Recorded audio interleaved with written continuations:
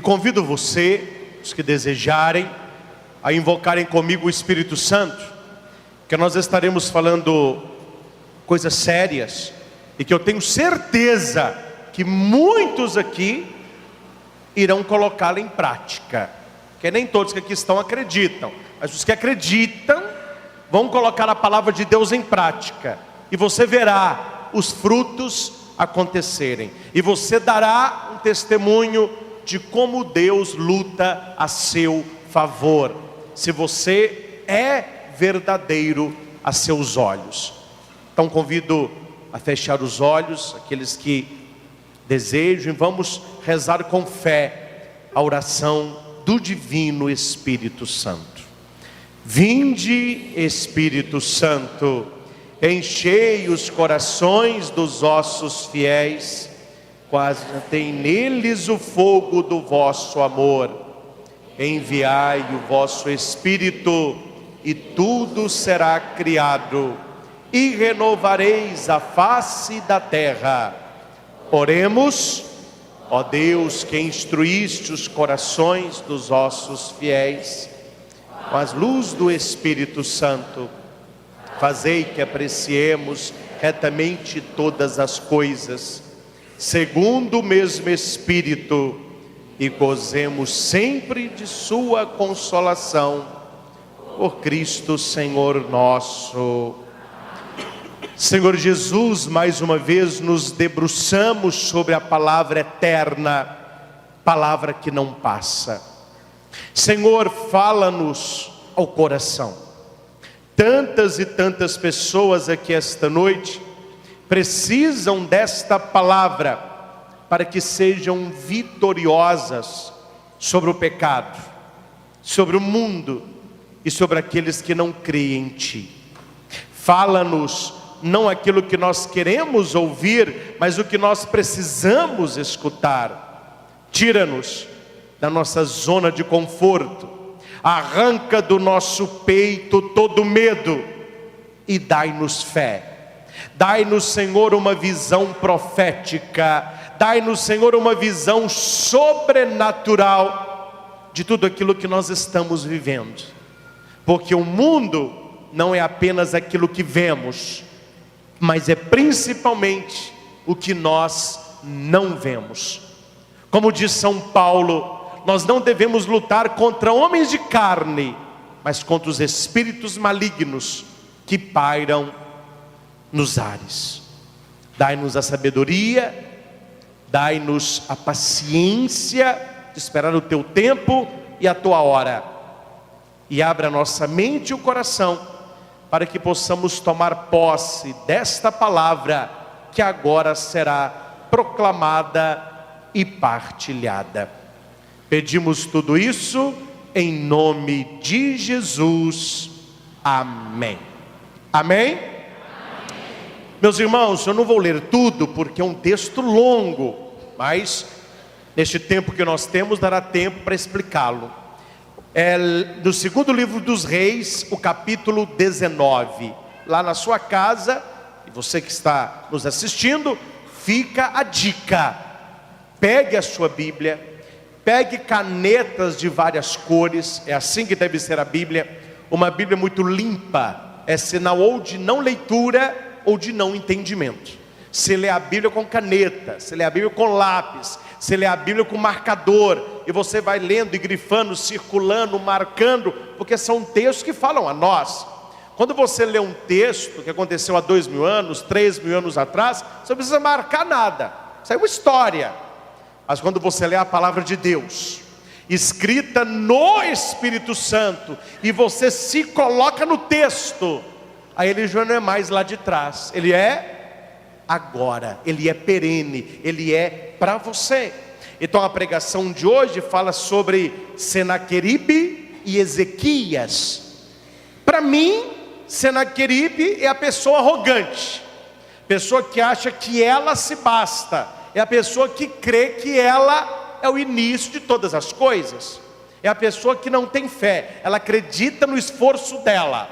E Ezequias é o homem que confia em Deus.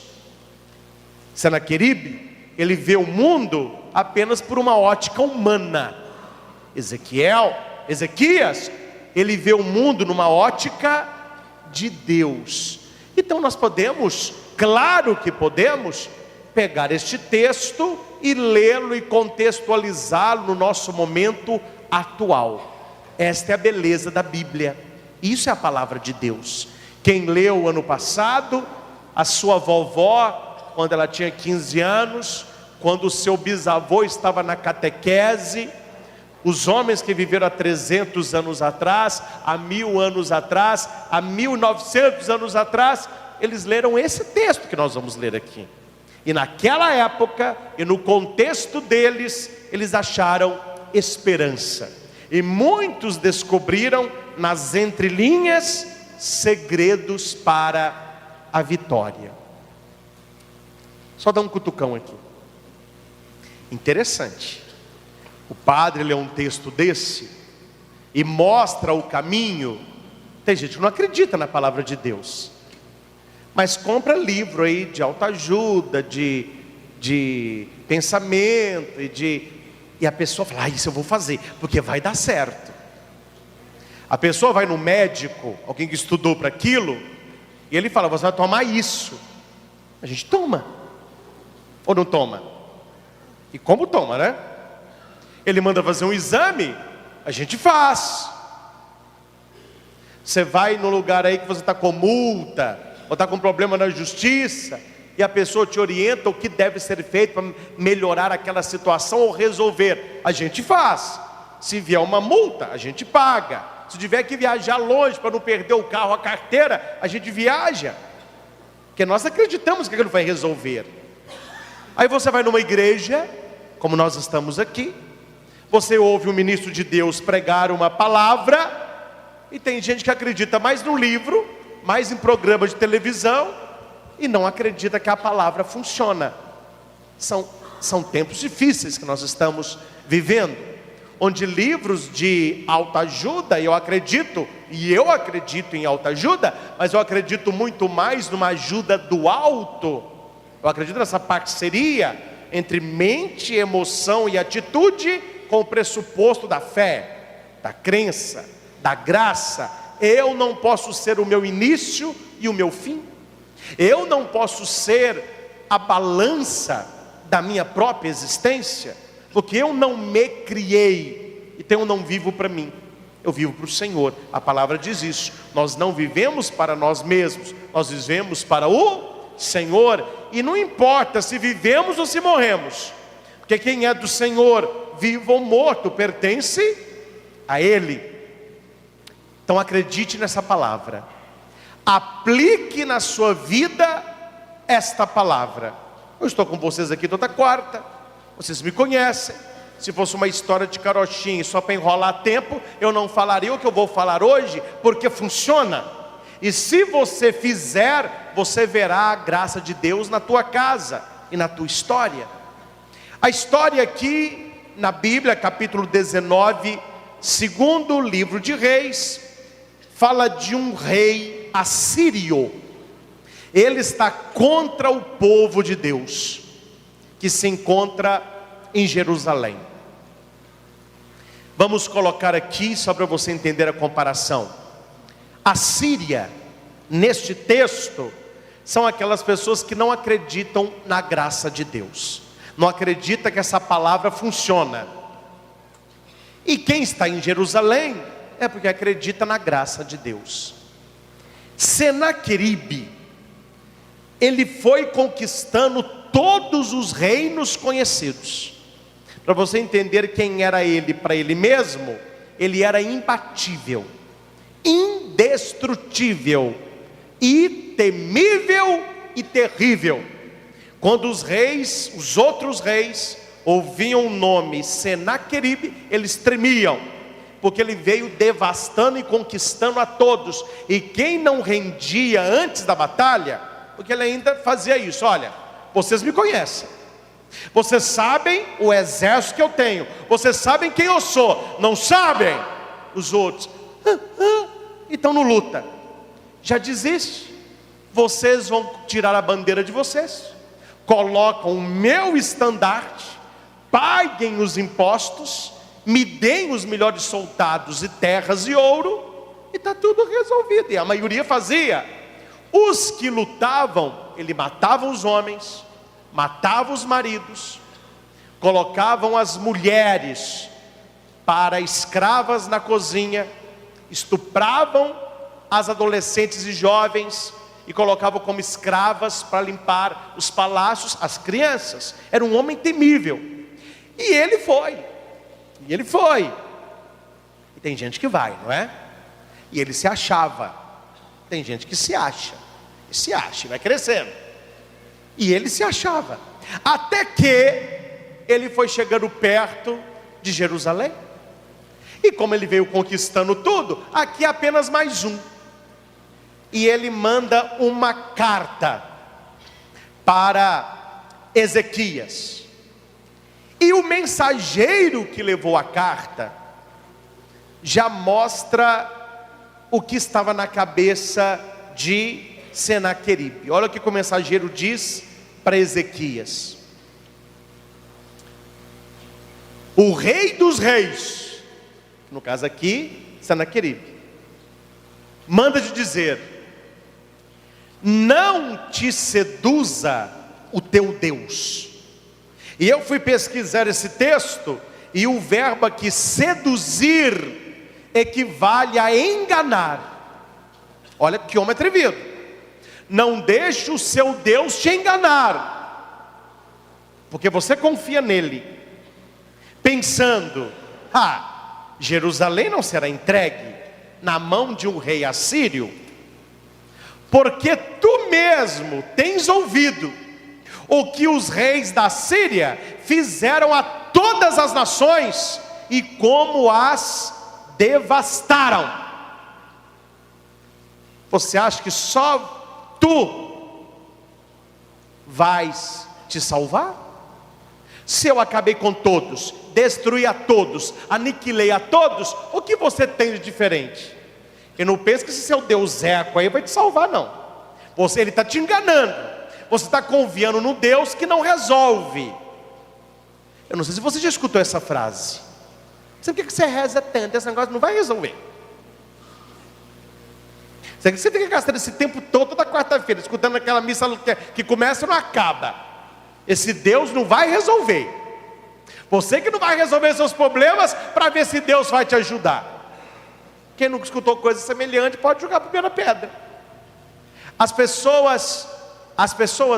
Algumas pessoas duvidam que Deus nos ajuda.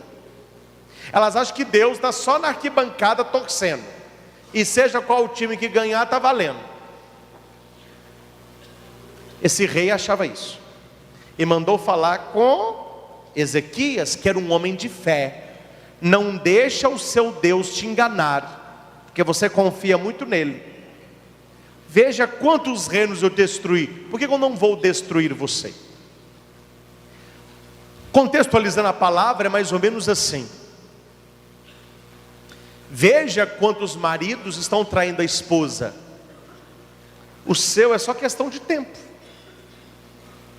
Veja quantas namoradas chifram o namorado. A sua é só questão de tempo. Vejam quantos filhos estão nas drogas e na bebida. Os seus é só questão de tempo. Veja quantas famílias se autodestroem. A sua é só questão de tempo. Pense aqui não apenas em um rei, mas no pecado em si, na maldade em si. Se a maldade entrou em tantas famílias, por que não vai entrar na sua? Se tantos homens traíram a mulher, por que o seu não vai trair? Se tantas namoradas abandonaram o namorado por WhatsApp, por que a sua vai permanecer? Se tantos jovens estão padecendo, morrendo, sofrendo, por que os seus filhos não vai ser assim? Entendeu qual a palavra? É para te colocar para baixo, porque ele está tirando a nossa força, que é Deus. Sem Deus estamos fadados ao fracasso. Ezequias pegou esta carta e a leu novamente. Estava escrito isso: não deixe o teu Deus te enganar. Você confia num Deus que não vai te ajudar. Você acha que Jerusalém não será entregue? Ela já está sitiada. Ela já está sitiada. E não é 1, 2, 3. Você tem quantos soldados aí? 1.000? 5.000? 15.000? Eu tenho 185.000. E já estamos cercando. O que seu Deus vai fazer? Onde eu tenho passado, eu acabo com tudo. O que você tem de diferente? Gente, se você não acreditar que o seu batismo te faz diferente, se você não acreditar que a missa que você participa te faz diferente, se você não acreditar que o Espírito que está em você, porque eu acredito nisso que Jesus disse, vós sois templo dele. Se você não se considera alguém diferente aos olhos de Deus, para que lutar contra o pecado? Para que confiar em Deus somente de boca? Para que vir aqui? Nós não somos todo mundo. Nós somos filhos do Deus Altíssimo. Nós somos salvos por Jesus. Nós somos templo do Espírito. Então repita: eu não sou todo mundo. E porque você não é todo mundo, você tem que parar com essa: ah, mas todo mundo faz. Ah, mas todo mundo está fazendo. Todo mundo está usando. Só que esse todo mundo é na cabeça de Senaqueribe, alguém que tem um olhar humano para a história.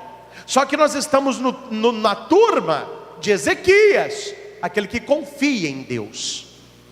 Agora eu quero colocar você no local de Ezequias. Vamos trocar a cidade de Jerusalém pela sua família, pelo seu casamento, pelo seu trabalho, pelo seu namoro, pela sua faculdade, pelo seu sonho. Talvez você não receba uma carta, mas há pessoas que ao seu redor dizem para você que não vai dar certo. Esse namoro não vai dar certo. O Enem que você tanto sonha não vai dar certo. A empresa que você quer abrir, não abra, não vai dar certo. A sua família, é questão de tempo, também não vai dar certo. Aí você vai dizer assim: para de me falar a palavra negativa, eu acredito que vai dar certo. Aí alguém diz para você assim: assista jornal. Isso acontece com todo mundo. O que você tem de diferente dos outros? Foi a pergunta que Senaqueribe fez para Ezequias: o que você tem de diferente dos outros? Ele não sabia. Mas ele não sabia porque ele só via o humano, ele não via o sobrenatural. E quando você tem fé, e quando você vem à igreja, pressupõe que você acredite no sobrenatural. Quem aqui tem fé? Pode abaixar. Se você tem fé, você acredita em coisa que ninguém acredita. Estou mentindo? Não. Ô padre, oi, benzo o meu tercinho? Benzo. Muito obrigado. Quem não tem fé, para que o padre fez um mais assim? Você está achando que resolveu alguma coisa? Não é não? Porque ele só vê o que o olho vê. Para que batizar menino? Levar menino para o padre jogar água na cabeça dele? A água joga aqui mesmo.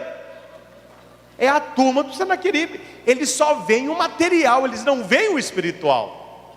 Aí você vai à missa, aquele blá blá blá que não acaba, o padre levantando aquela bolinha branca, depois o cálice, ninguém vê que está lá dentro, aí toda missa recebe a mesma coisa, que a pessoa não vê o espiritual.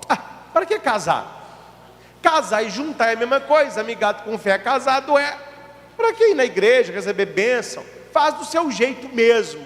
É a turma do Senaqueribe. Ele só vê o que os olhos veem. Mas nós que temos fé, nós vemos o sobrenatural.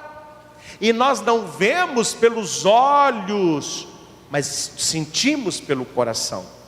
Nós olhamos para a hóstia e sabemos, é o Senhor, é a Eucaristia. Você recebe uma bênção e você crê, eu estou sendo abençoado. Você ouve uma leitura dessa, não é uma história, é palavra de Deus, então acontece. Por que eu estou dando esses exemplos aqui? Porque quando aparecer problemas na sua vida, ou na vida de quem você conhece, fica olhando o que a pessoa faz. O que ela faz vai te mostrar se ela é da turma de Ezequias, quem tem fé, ou se ela é da turma de Senaqueribe, aquele que só resolve a coisa na porrada do jeito dele. Ou é do meu jeito ou não é de jeito nenhum. Ou não tem gente assim. Ou todo mundo que tem problema está procurando a Deus. Todo mundo que está perdendo lá fora está dobrando o joelho em oração. Não é o que nós temos visto. Ezequias tomou a carta e leu-a. Se fosse você, qual seria o sentimento do seu coração? Eu comentei isso aqui com uma pessoa. A pessoa falou: padre, eu não vou falar a palavra, mas eu estaria borrado. Quer dizer, aquele óleo, né?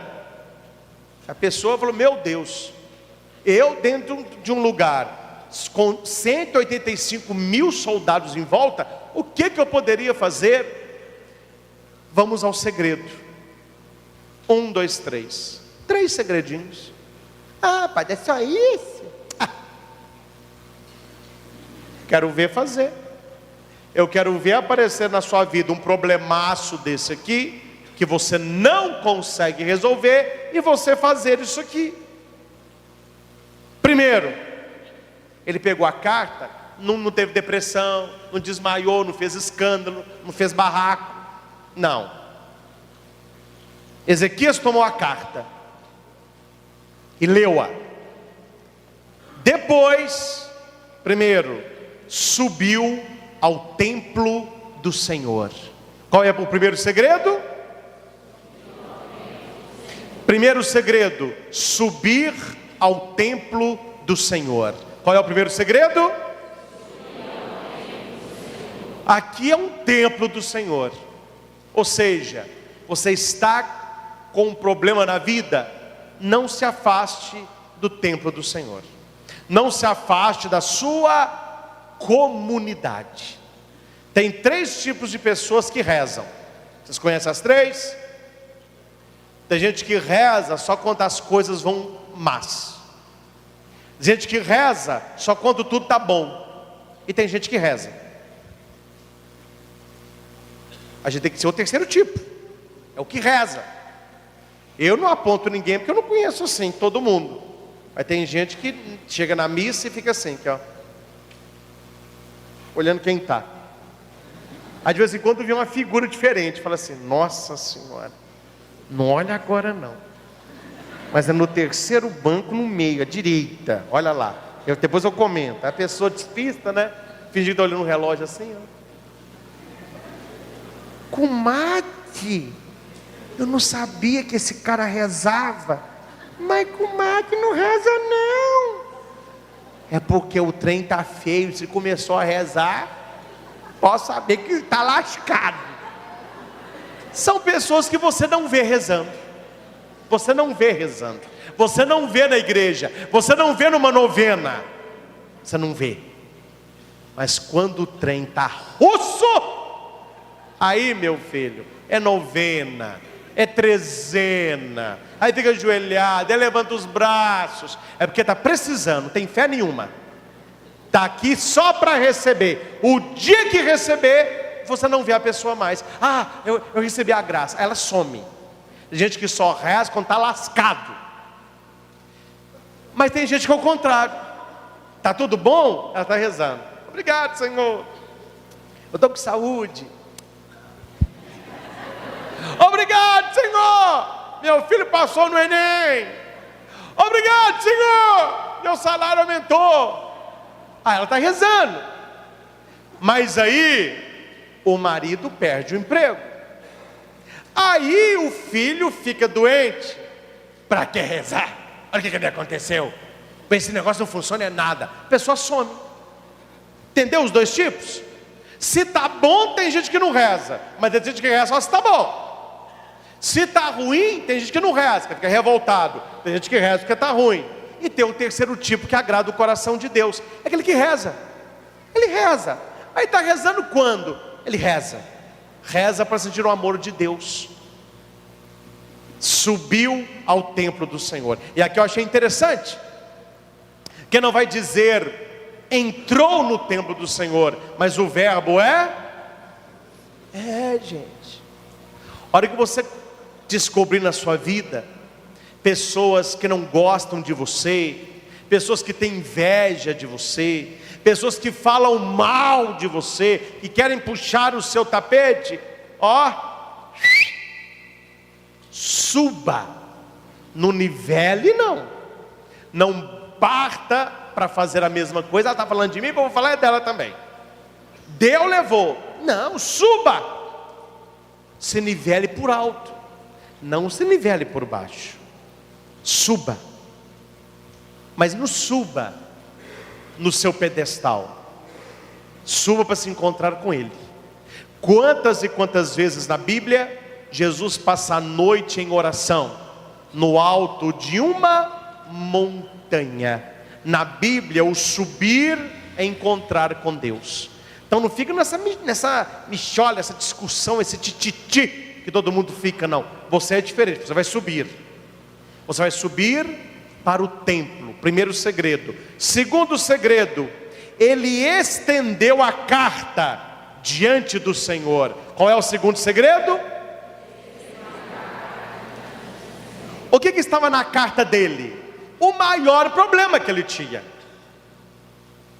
certo? Então quando você sobe ao templo do Senhor, você tem que acreditar, eu estou diante do Senhor, e para Ele eu posso mostrar o meu maior problema. Para ele era a carta de ameaça, e para você qual é? Hoje na hora da adoração, nós vamos fazer esse gesto, de mostrar para Deus essa carta. Para ele uma ameaça de invasão. Para mim não é isso, mas há outro problema. Na sua vida qual é esse problema? Que tira o seu sono, tira a sua fome, te deixa mais triste, preocupado, ansioso. Ele mostrou diante do Senhor. Terceiro segredo, e na presença do Senhor ele orou. Qual é o terceiro segredo? Esses são os três segredos. Como que nós vencemos na vida com Deus? Quem tem uma visão mundana não vai fazer nada disso aqui. Não, eu vou resolver do meu jeito. Então resolva. Mas aqui está um segredo de quem quer resolver as coisas tendo Deus do seu lado. Quer resolver do seu jeito, meu irmão? Resolva, se estrepe para lá. Se der certo, sorte, se não der, azar. Mas aqui é um segredo. Como que eu coloco Deus para me ajudar no meu problema? Como que eu coloco Deus para trabalhar a meu favor? Primeiro, não se nivele, suba. Não se afaste do templo. Mostre para Deus o seu problema. E ore, e ore. A oração de Ezequias é do versículo 15 ao versículo 19. Quem está ouvindo esta pregação, quem está assistindo, marque na sua Bíblia as 4 partes da oração, para você aprender a rezar. Tem gente que não sabe nem rezar. Aqui ele mostra como que se reza no momento de aflição. Você fica desesperado, entra na capela, joga flor no chão, apaga a vela, rouba o tapete, confusão, meu irmão. A pessoa fica desesperada. Ezequias deu uma receita de como se reza. O versículo 15, ele mostra para Deus que ele sabe quem Deus é.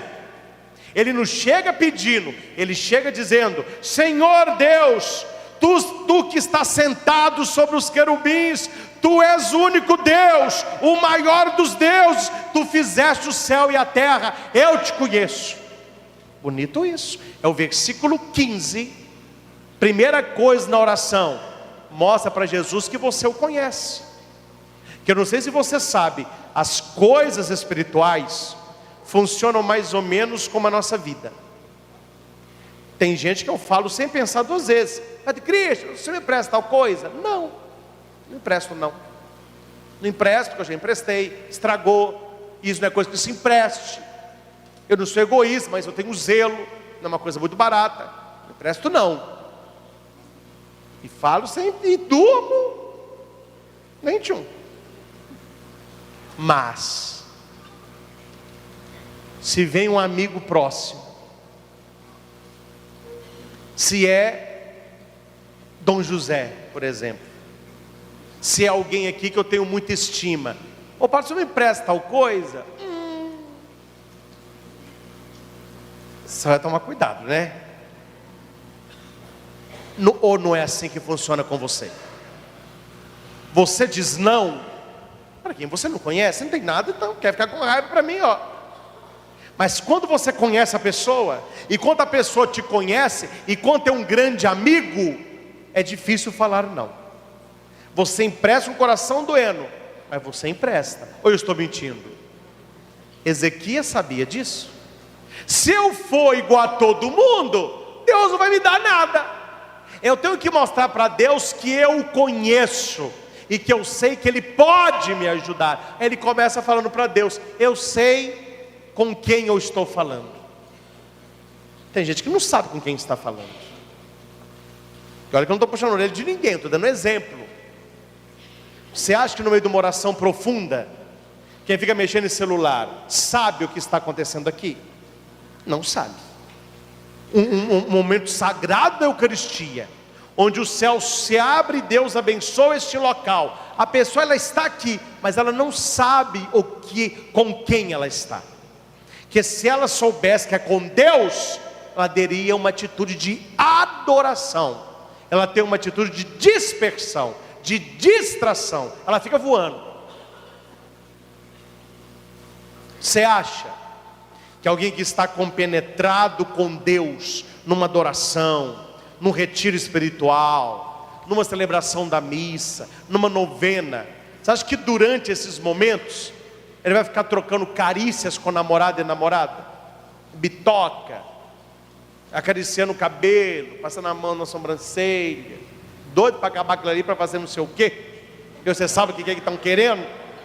Você acha que um casal desse, ele sabe que ele está aqui na presença do Todo-Poderoso? Não sabem, não sabem. Eles estão aqui por eles, não por ele. E Ezequias está mostrando: eu sei com quem eu estou falando, eu sei quem é o meu Deus, e eu sei me comportar na presença do meu Deus. Eu sei que o Senhor pode mudar a minha história. Primeiro ele faz o cenário, quem é Deus. Segundo ponto, é o versículo 16. Gente, esse aqui para mim é o principal, e é o que eu faço. Para de ficar com churumingando no ouvido de Deus. Deus não acha não, mas tem uns anjos que acham a gente às vezes bem chato. Talvez tenha adoração, mas é chata. Coitado do papai do céu. Ezequias, ele não é um blá blá blá. Tem gente, padre, eu não fofoco com ninguém. Não, você fica fofocando no ouvido de Deus. Fulano fez isso, fulano fez aquilo. Olha como que Ezequias reza: inclina teu ouvido, Senhor, e ouve o que Ele está falando. Abre, Senhor, os teus olhos e veja o que Ele está fazendo. Ouve as palavras que Senaqueribe disse, não contra mim, mas contra vós. Ponto final. Bonito isso. Ele não fica, porque ele falou isso, ele falou aquilo, ele fez isso comigo. Que oração chata, oração superficial. Faz uma oração profunda na presença de Deus. Tem alguém te apurreando, tem alguém no seu trabalho querendo pegar o seu lugar, tem alguém fofocando a seu respeito, tem alguém atrapalhando o seu casamento, tem alguém inventando mentira. Senhor, O Senhor sabe o que Ele está falando. Senhor, Tu sabes o que Ele está fazendo. Eu te entrego isso, Senhor. Eu não estou te pedindo nada, mas o Senhor está vendo o que Ele está falando e o que Ele está fazendo. Entendeu como uma oração profunda? Ele não está pedindo nada. Ele falou: Senhor, vá lá. Não acredite em mim não, mas vai lá e veja o que Ele está fazendo, o que Ele está falando. Fala para Deus isso: Senhor, eu estou trabalhando nesse lugar, estou dando esse relacionamento, estou estudando, mas vejo o que tal pessoa está falando, vejo o que tal pessoa está fazendo comigo. Não vou falar que o Senhor já sabe, mas veja. Vem a terceira parte, são 2 versículos, 16 e 18. Ele vai informar a Deus por que Ele está ali. Eu não estou aqui, Senhor, porque eu sou fraco, não. Eu não estou aqui, Senhor, porque eu não quero resolver o meu problema, não. Porque o que eu estou com, estou resolvendo. Mas eu estou falando do Senhor aqui, do rei da Síria. Ele está vindo devastando todo que é reino por aí. Se eu desse conta sozinho, eu não estaria aqui. Eu preciso de Ti. Eu sozinho não dou conta. E ele fecha a oração no versículo 19. Preste atenção. Que muita gente reza e não alcança. Profundo isso aqui. Mas agora, Senhor, livra-me de suas mãos. Pensa, depois nós vamos rezar. Você quer se livrar de quê hoje? Livra-me. Para quê? Para quê? Tem gente que reza para o outro se dar mal. Ô Senhor, fulano de tal quer tirar o meu trabalho, que ele perca o dele. Que coração que é esse? Que espírito que é esse? Alguém que reza pedindo coisas ruins para os outros. Tem um texto bíblico, eu não vou entrar nele, mas Jesus pede que os discípulos preparem para ele uma moradia na Samaria. Quando os discípulos vão lá e eles ficam sabendo que eles são judeus e que estão indo para Jerusalém, eles não arrumam nada. E os discípulos voltam com raiva e falam com Jesus assim: Ô Senhor, até os discípulos, gente, eles não quiseram nos receber. Eles não quiseram te receber, Senhor. Senhor, queres que oremos ao Pai para que Ele jogue bola de fogo lá e acabe com tudo? Já, os discípulos. Aí Jesus falou assim: tá dose, hein? Esse tá dose por minha conta, né? Tá dose, hein? Ele disse para os discípulos: não sei de que espírito sois. Está na Bíblia isso. Jesus disse para eles: eu não estou entendendo de que espírito vocês têm dentro do coração. Eu estou aqui perdoando, fazendo bem, pregando a justiça, quando você quer destruir o outro, só porque o outro não gosta da gente. E aqui para nós, gente que só consegue conviver com quem gosta dele. Aí no seu trabalho você não convive bem, porque fulano de tal não gosta de você. Eu quero mudar de casa, minha vizinha não gosta de mim. Que fraqueza, que frescura. Aqui é o contrário. Para que Ezequiel está rezando? Para que a vitória que o Senhor nos dará seja para todos os reinos da terra, que eles saibam, só Tu és Deus. Ele não pede hora nenhuma nada de ruim para o seu inimigo. Pede! Por isso Deus ouviu. Por isso Deus ouviu. Oh meu Deus, tem uma piriguete azarando meu casamento. Acaba com ela. Destrói ela, abaixa ela, manda ela para o inferno. Mas que oração que é essa, meu irmão? Jesus olha para você e diz: não sei que espírito sois. Oração perfeita. Reconhece a Deus, mostra para Deus o que o outro está falando e fazendo, mostra por que ele não resolve sozinho, e mostra por que ele está rezando, para que Deus seja exaltado. O Senhor usa da boca de um profeta para falar a ele, a boca de Isaías. Olha o que Deus disse para ele. Eu vou ler como está, depois eu vou ler para a sua família. Tome posse disso. Deus disse assim: Ezequias,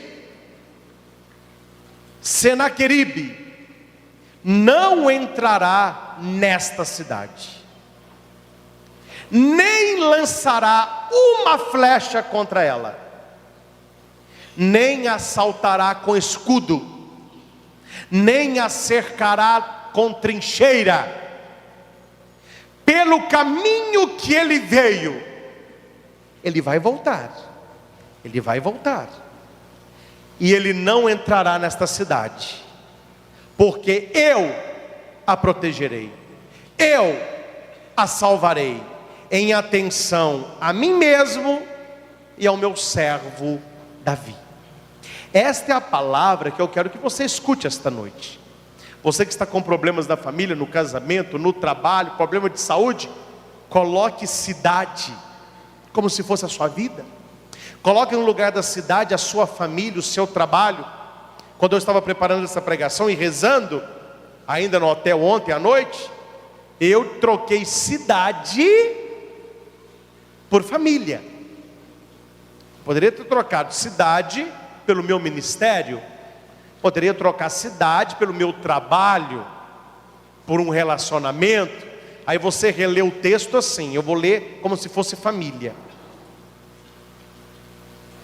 Deus disse ao Christian, porque agora não é mais Ezequias, sou eu quero essa palavra: o mal não entrará na sua casa, na sua família, nenhuma flecha, nenhuma maldade eu permitirei que seja lançada sobre a sua casa.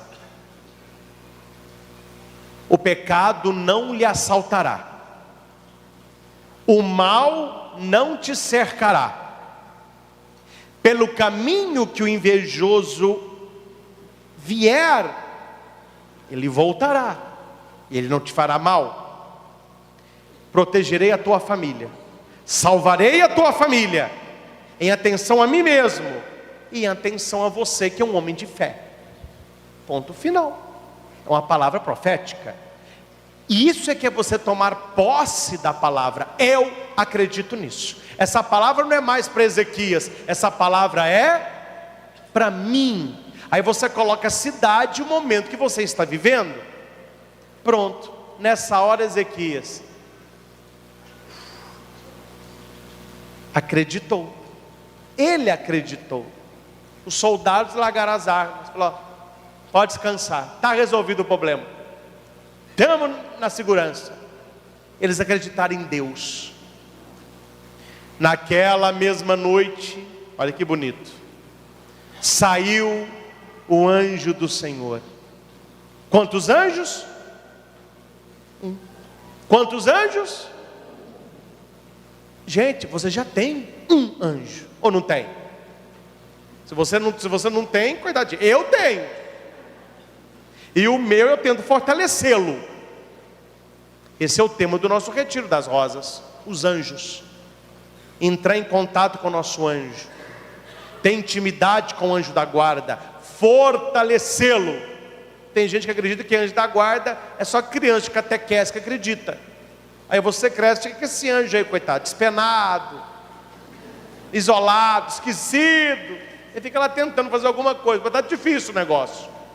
Eu tenho um anjo, a palavra diz: darei um anjo para te guardar. Então nós temos um segurança particular, um anjo olha aí, é para guardar. Saiu o anjo do Senhor. Quantos anjos? Então só o seu anjo já dá conta do recado. Ele foi no acampamento assírio. Um anjo exterminou 185 mil homens. Senaqueribe, rei da Síria, voltou pelo mesmo caminho que veio, com pavor e tremor. O poder de Deus pôs o inimigo para correr, destruindo aquilo que para ele era uma força. O exército aqui pode ser o quê? Posso dar um exemplo mais concreto ou vocês não querem? Quer que desenhe? Atendi um dia desse uma moça, fez isso aqui, ó, vai trabalhar numa empresa grande em BH. O sonho dela é crescer lá. Ela entrou por mérito, passou em primeiro lugar na seleção. E ela foi trabalhar com a gerência, já entrou na gerência. E uma das secretárias, ela é secretária, a outra secretária é amante do dono da empresa. O homem é casado, a secretária é amante dele. E essa secretária não foi com a cara dela. Qual é o poder que a secretária tem sobre a outra? Ela está com o dono da empresa nas mãos. No contexto da pregação de hoje, o exército que a secretária, que essa moça está enfrentando na empresa, é o dono da empresa, porque ele, se for para escolher, vai escolher qual das duas? Entendeu um exemplo concreto? Este exército que Senaquerib tinha é a pessoa que está contra você. O que ela tem a favor? Talvez ela na empresa tenha um cargo maior, talvez ela seja mais esperta que você, ela seja muito mais falsa, ela consegue agradar os outros, e você que é o certo fica como errado. Ela tem a mentira, a calúnia. Mas quando um anjo só se levantar, quando Deus olhar para você e atender a sua oração, você que subiu para o templo, mostrou o problema e orou, a vitória lhe será dada. Este é o texto que eu gostaria que você rezasse em casa, que você lesse em casa, e que você se colocasse no local de Ezequias, no lugar de Ezequias, vivendo o que este homem estava vivendo. 185 mil contra ele. Ele falou assim: sabe de nada, porque com ele é maioria absoluta. Eu prefiro eu estar com ele do que eu estar com 185, porque um anjo só acabou com tudo. Aí eu quero só abrir um parênteses que eu fico imaginando. A Bíblia diz que ninguém sabe o dia ou a hora que o Senhor voltará.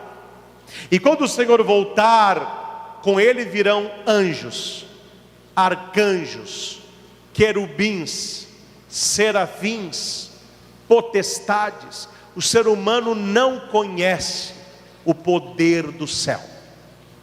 Pintar o céu uma coisa muito assim, nuvem branca, aqueles anjinhos gordinhos voando. O pessoal acha que céu é esse negocinho de desenho animado.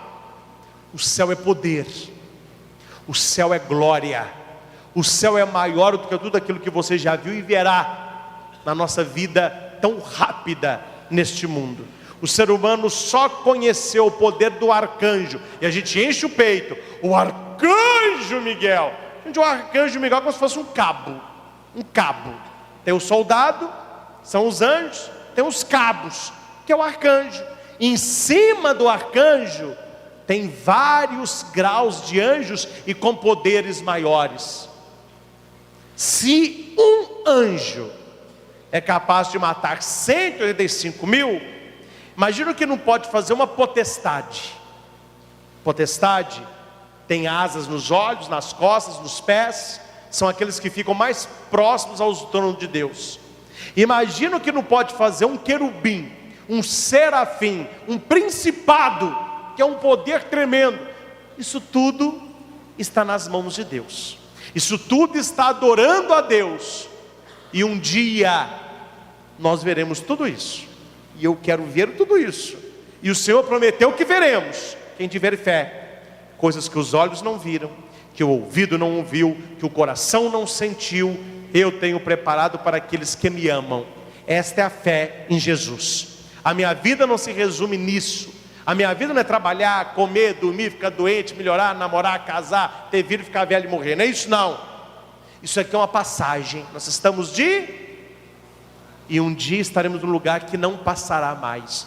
Eternidade. E a missa é para aqueles que vivem essas 3 dimensões. Subir ao templo, e aqui é subir mesmo, né? Quem vem de lá, ó, a subida mesmo. Subir ao templo. Segundo, mostrar o problema. Não peça nada, mostre o problema. Peça a sua libertação, não peça o castigo para o outro. Terceiro, oração. A consequência é a promessa que Deus dá e o mundo espiritual começa a agir. Meus irmãos, só para ficar claro, eu não estou aqui pregando que essa noite o seu anjo da guarda vai exterminar seu inimigo, fulminar seu inimigo. Na leitura, este anjo que vai até o exército é o sobrenatural que está acontecendo. Você tem que acreditar aquilo que eu, graças a Deus, acredito. Eu acredito nisso. Que quando eu rezo e eu mostro para Deus uma situação, Deus começa a fazer algo para aquilo ali. Eu não sei o que Deus está fazendo, mas eu creio, algo Ele está fazendo. Algo o mundo espiritual está fazendo. Aí você fica olhando pessoas que dão certo na vida, pessoas que estão aqui e tem uma coletânea de testemunhos, e você não sabe como tomar posse disso para que você também o tenha. Amém? Olá, eu sou o Padre Christian Shankar e você está no nosso canal de evangelização, Projeto Luz e Vida. youtube.com/Projeto Luz e Vida. Toda semana um novo vídeo para você. Curta, favorite, compartilhe, inscreva-se no canal. Acesse o nosso site christianshankar.com.br. Lá você encontra esta e outras pregações disponíveis